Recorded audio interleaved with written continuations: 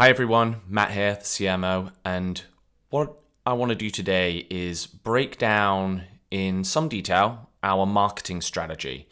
And as we look to double down on our investment in driving user growth into Decentral Games, I want to make sure that you, the wider community, are armed with the context that are going to help all of you contribute and just understand the approach that we have overall to marketing and growth.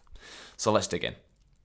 Let's begin by just understanding the mission of what we're trying to achieve here. We want to onboard, want to retain, and ultimately delight the next million plus Web3 players into the icepoker ecosystem and get the Decentral Games brand established as a leader in this space. And this space is pretty significant, but it's still in its early days. If we look at the wider online poker market, that right now is a $30 billion industry, and that's expected to grow roughly 12 to 13% year over year. So that's pretty substantial. We also have the added kind of element of Web3 in this. And right now, the Web3 gaming space is still, relatively speaking, small. In August of 2022, there was around 850,000 daily active wallets. So you think about that as like unique players in Web3 games. And that's down from some of the peaks near the end of last year, which got close to like 1.52 million.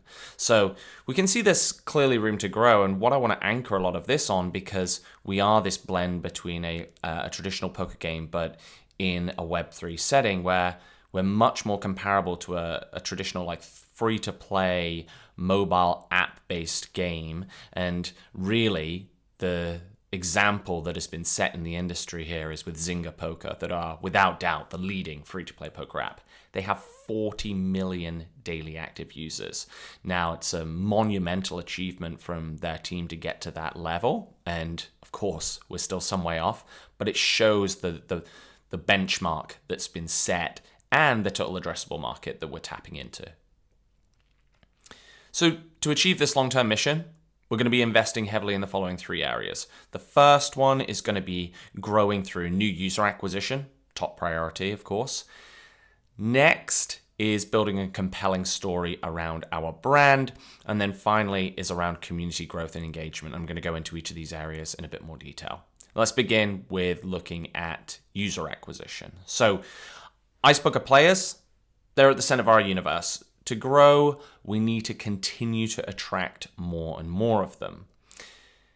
And what is quite beautiful about our ecosystem is we have this virtuous circle that kind of comes through our ecosystem flywheel, and it's made up of players, which ultimately provide really critical player liquidity. This improves the experience for everyone else. The more players we have, the more exciting experiences we can create, the less waiting time people have, the more game modes we can ship concurrently. And from there, with those players, as they retain inside the game, as they begin to contribute economic activity, they become owners.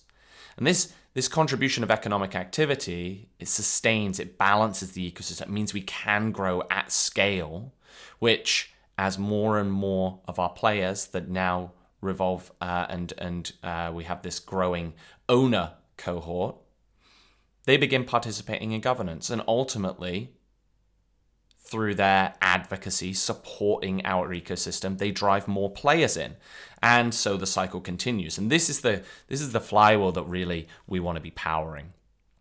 And this starts with stimulating player growth.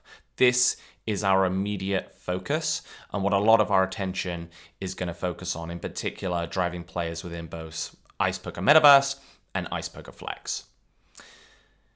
Now, there's a lot of friction to tapping into the wider kind of non-crypto native market. And what we've spent some time outlining is, how do we identify the exact audience that we are going after? We have what we're kind of calling this Web3 game enjoyer, which is what makes up the majority of our user base right now, along with kind of the Metaverse maxi. These are both Web3 crypto natives. what we're going to be focusing on in the short term are these two personas, in particular the Web3 game enjoyer, because they understand and have a desire to play games in the Web3 space. They're much more likely to put up with friction in the onboarding process, which means we're much more likely to be able to acquire them now. Moving forward, though, and if we ever want to reach even a fraction of the scale of Zynga Poker, we have to reach the casual gamer. And these are not the traditional like Web3 gamers. Very, very different. I was reading a recent study that showed that less than 3% of like avid, like regular gamers have held or interfaced in any way with an NFT. We're a long way away, and sentiment is generally quite poor from traditional gamers right now with anything that comes in the form of NFTs, crypto, etc. So while we'll be ultimately moving towards this, we're going to be investing and have been investing in better onboarding experiences while we test new ways to bring them in. But our focus in the meantime is on Web3 natives, which there is still an enormous market for. And here's the starting point. Ultimately, we will begin with, and we have already, actually, as the time of recording, have began our display advertising campaigns. And what I want to get across here is this is about establishing a benchmark that we can build on. So right now, we want to understand what our customer acquisition cost is, how well targeting works, and for these early tests with smaller amounts of capital, the outcome we're expecting and kind of focusing on is not, let's drive tons of new users in and they're going to come in at a low cost. No, these are going to present pretty high cost for a number of reasons. First of all, we're kicking off the first campaigns in one of the most expensive times to advertise in the year, in the run up to Black Friday, Cyber Monday. The good news there is this will be the peak of pricing. So we think, these costs are going to be very high. I would imagine it's going to be upwards of $500 per person, but this is not about scalability at this point. This is simply getting a starting point where we can start testing, doing A/B testing and multivariate testing on our ad copy, creative. This will come down over time. We're also going to be using some kind of tailored Web3 ad networks that specifically target people with a wallet. This is going to help a lot. And as we start to remove more onboarding friction, we improve our ad campaign efficiency. We're going to reduce our customer acquisition cost. At those points where we feel comfortable, we'll begin ramping up our spend. And this is just a very small snapshot of the different ad campaigns and networks that we're looking at with a brief timeline so you can kind of see where we're at. We're a poker game and we're crypto. It's about as tough as it gets when you have to try and get approval from ad networks. We got a number of blockers, Facebook, or Meta, should I say, both on Instagram and Facebook have basically put a hard block on us being able to advertise for now. Same with TikTok. We're working with Reddit and feel pretty hopeful there. AdRoll, we are able to serve ads in 4 different states in the US right now, and we're going to be increasing that. But for Permission, which is a Web3 native platform, and BitMedia, another big one, we've got about 5 others in just the Web3 native ones, we're able to, and then you can kind of see the timeline from there. Outside of display advertising, we're going to be working on a whole host of different user acquisition channels, and we'll have a different tailored strategy for each of the different participants in our ecosystem. So delegated players, guild owners, S&G players in Flex. And you'll see there's a ton of different channels, whether that's like organic search, partnerships and co-marketing, metaverse advertising, email marketing automation, all of this work. Some of these are more relevant to others. And you can see what I've outlined on the right. Some of the things that we anticipate or potentially can happen that will be major accelerants to kind of increase growth alongside this. The focus to begin with is going to be much less on guild owners, much more on those S&G players into Flex, and then the delegated players. And then from there, we've talked about this a lot, myself in particular, about getting players on this accelerated path to ownership. The reason why we're talking a lot about this is this feels this really important second phase of the flywheel, which contributes economic activity. It's going to help sustain and balance the ecosystem. We've done a huge amount of work in the past few months just on getting to like economic sustainability, building the foundation so we can grow. Now that we're there, we need to make sure that we're still growing sustainably. Big area of focus, big driver of growth is going to come from product-led growth. For any of you not so familiar with what product-led growth is, effectively it is building features and elements into the product itself, into the game, that contribute and result in more users coming into the game. A lot of it's centered around like creating network effects. This is very important for us. The marketing team is working hand in hand with the product team on making this happen. The way that we're trying to anchor a lot of our thinking around this is building kind of features in our game that deliver against these three attributes, right? So we have progression, socialization, and simplicity.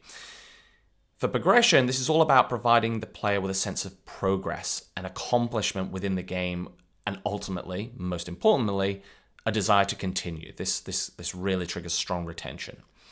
Then you have socialization, forms connections with other players during gameplay, and it kind of cements this feeling of community. That really helps with kind of network effects and instilling a sense of advocacy here. And then the final and really important one is, this feature doesn't complicate gameplay unnecessarily. And in many cases, it should simplify it. So a great example, and a very small example here, is like the emoji emotes.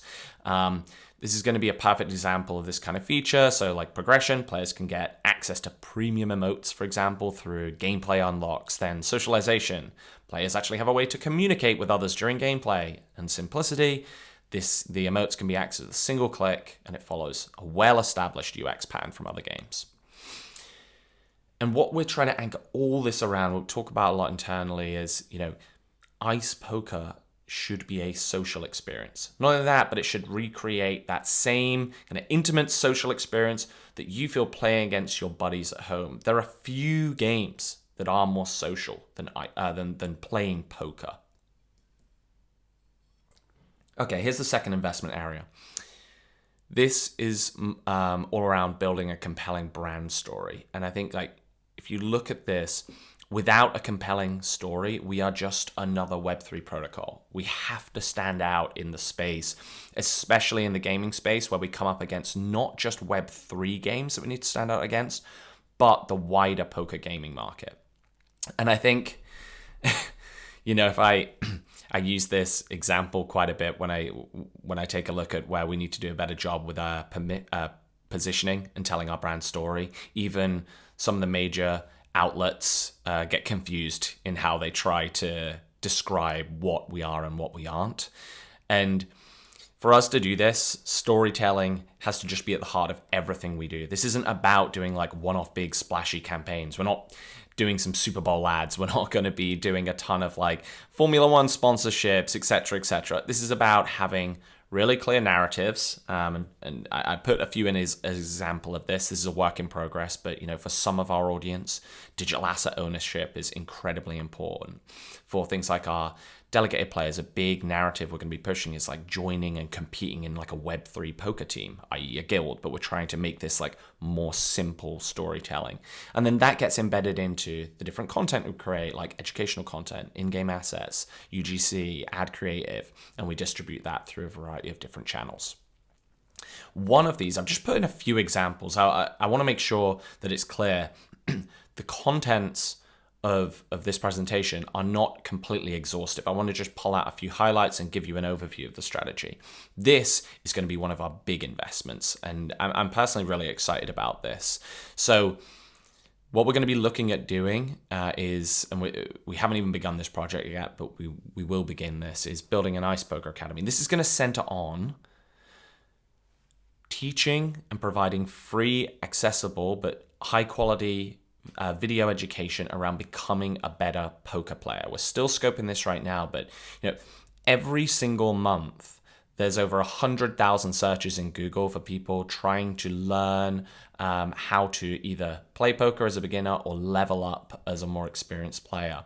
There's an enormous amount of paid courses, educational content out there, and we feel like we have a way to differentiate ourselves and tap into this huge organic search demand, but also it's going to help improve the ability of our existing players, helps with retention, and also create a nice funnel into our game. We're going to talk a little bit more about this over the coming months, but I'm really excited about this one in particular. We'll continue to forge a bunch of partnerships with complementary brands. Great way of weaving in our brand story into all of this. You've seen a few of these, like this one, the Milk Road partnership. But I think we're going to do more meaningful kind of storytelling within some of these partnerships as well. And then, of course, as many of you inside the community have already experienced, live events are a big part of what we do here as part of a social experience, as part of our kind of overall marketing, and just generally trying to deliver more value inside the metaverse for our community. And I think this really ties into that Metaverse Maxi persona in particular. We're in the process of kind of overhauling our event strategy and putting a lot more thought into it, but this really does kind of pull everything together and tie together the story of what we're all about, while also contributing nicely to things like user acquisition and more. All right, third and final area, community growth and engagement. This is about how do we encourage more governance participation? How do we get our biggest advocates in our community to shout more about Decentral Games, about icepoker, and how can we reward them so that we can kind of take our growth to the next level? And when we think about governance in general, active governance promotes a healthy ecosystem. As more of our community participate in the decision making, this will fuel more advocacy, which in turn will help to drive more players and individuals into our ecosystem, and ultimately lives up to our ambitions as a DAO, right? That's important. It's a core part of our values. Obviously, for us as a team, the community here is by far and away our greatest asset. We need to encourage the actions that we want all of you in the community to take, not just through like incentives, but we want to ensure that everyone feels valued and even that your efforts are directed in a productive way. So we're thinking about different things and we're trialing some of this stuff out, having quests and bounties, a more structured referral program. And for our most devoted and invested cohort of users, our Crown and Scepter holders, we appreciate and we see there needs to be more exclusive benefits, and we're going to double down on that and deliver on that front. Ultimately, the more we lower the barriers to governance participation, at the same time increasing education and why it's important, the faster we're going to grow on this front. So let's round this all out by just having a little look at how we're going to measure the impact of all of the work across these three investment areas. I've broken these down into four broad buckets: user acquisition, retention, brand awareness, and governance participation. I will just call out here, these are the primary metrics which we're going to look at to determine the success of each of these objectives. These are not the only metrics we'll be looking at. We'll be looking at a whole host of other metrics, but largely they're going to be leading indicators that roll up into these metrics. I'm not going to walk through all of these in here because I think the table itself is somewhat self-explanatory, and our plan here is to be reporting in a consistent way in a cadence that makes sense for each of the metrics. So you'll see like the brand awareness, the governance participation probably makes more sense to report on this on more of a quarterly basis versus monthly, whereas things like retention, acquisition, we want to be reporting and sharing information on results on a more frequent basis. We're going to follow up with more details on that. And before I round things out, just a reminder of the mission we're on here. This is a long-term mission. It's going to take time, takes investment. One of the reasons why I want to kind of go into such detail and share this, not just with the core team, but with the whole community and the entire ecosystem, is to just make sure that we just stay on track. We stay on track with what the mission is. We stay on track with the strategy that we're outlining, albeit Small elements within there may adapt and change with what's happening in the space and in the game. This is what we're getting towards. And I think we've fortunately got a fantastic team. We've got a great community, and we have all of the elements inside our product and ecosystem in the right place now for us to scale up and grow.